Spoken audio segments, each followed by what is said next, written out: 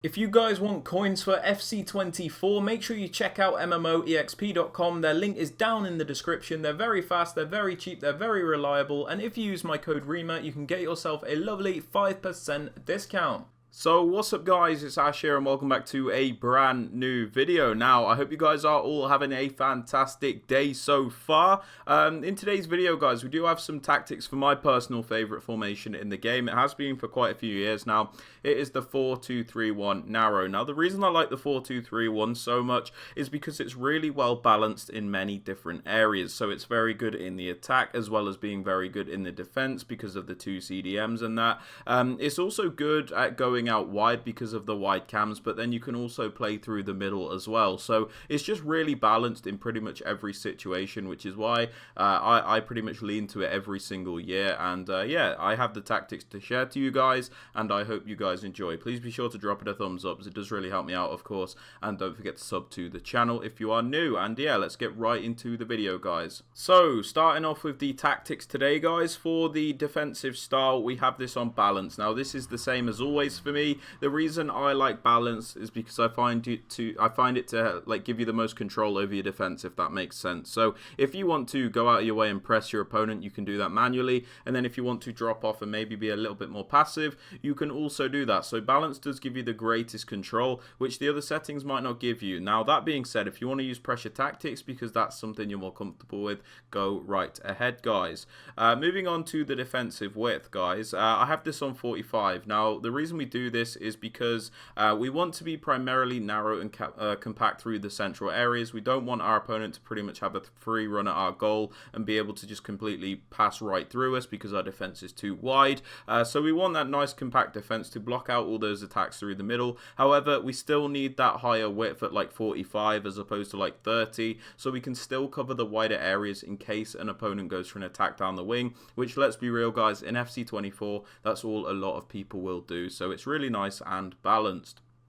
Moving on to the depth guys, a few different options. At the moment I'm using 71 depth because I've said this in like a couple of previous videos. I'm not actually a big fan of this whole mechanic with 71 depth. Basically guys, when you use it you get this automatic press from the AI. It's very overpowered and it makes it difficult for anybody to play through the middle because everybody's marked and it's very congested in the middle. Now the thing with 71 depth is it's completely broken, but it's not my cup of tea purely because I like to defend as manually as possible, and this takes away some of the control. That being said, with the way the game works at the moment, you pretty much have to use it.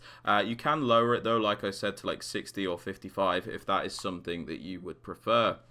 Moving on to the build-up play guys, we have this on balanced. I like balanced because it gives you the most controlled and the most varied form of build-up. So if you want to play slowly you can. If you want to speed up and play a bit faster, you can also do that. So balanced does give you the greatest control and lets you play multiple different styles at once. Moving on to the chance creation guys, this one's probably like the only absolute must in the video, if that makes sense. And it's direct passing. Now the reason direct passing is so important is because it's the only way to break through those park the bus defenses at the moment. So when you use direct passing guys, your attackers will commit these runs and then the defender will follow the attacker that is making the run.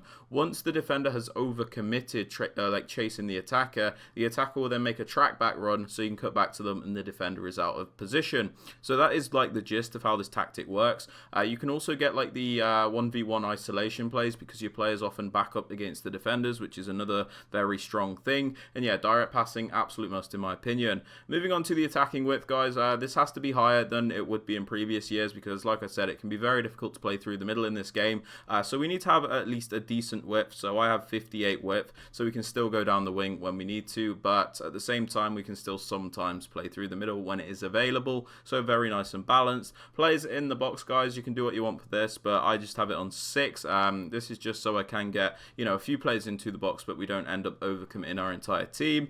And then for the corners and free kicks again guys, this is a preference thing. I currently just rock with this on 2. Now moving on to the player instructions guys, honestly with instructions a lot of them vary depending on the type of player that you are, so I'm just going to give you my guide for what I use and maybe give you some alternatives if you don't want to use that. So hopefully this can please multiple people even if you don't like the ones that I use. So starting off with the striker, we have them on stay central and mixed attack. Stay central I very much do recommend because it means you always have a focal point up top. It's very important when you have a one striker striker formation to have that striker in the middle. Otherwise, there is no guarantee you have a player in the middle ready to pick up the ball and finish off your chances. So this one's very important in my opinion.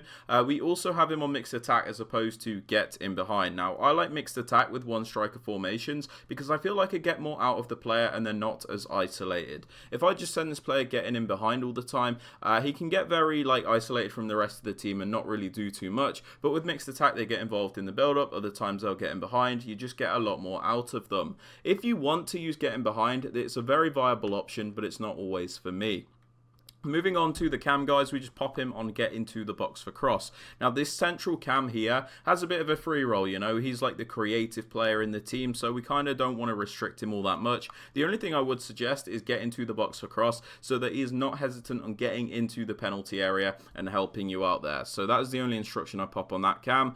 For the right attacking mid and the left attacking mid, guys, a couple of different options you can use. The one I would recommend for the state of this game is come back on defense and get into the box across. Now, comeback on defense is very overpowered because it makes these wide attacking midfielders come back to defend in and make it like a 4-4-2 shape. So this these two midfielders on comeback on defense will come back to defend as a right mid and a left mid, meaning we're very good defensively in the central areas and now the wider areas as well, because those players are coming back to fill in those positions. So it can be a little bit boring, but it is very effective. And then we do have them on get into the box across so that they are not hesitant in getting into the penalty area. If you're very confident in your defensive ability, sometimes I do this, I just pop the wide attacking mids on basic defensive support. This means they won't track back as far, but when you win the ball back, guys, they're going to be higher up the pitch and it's going to be easier to get the attacks flowing. So it's completely up to you what you do here.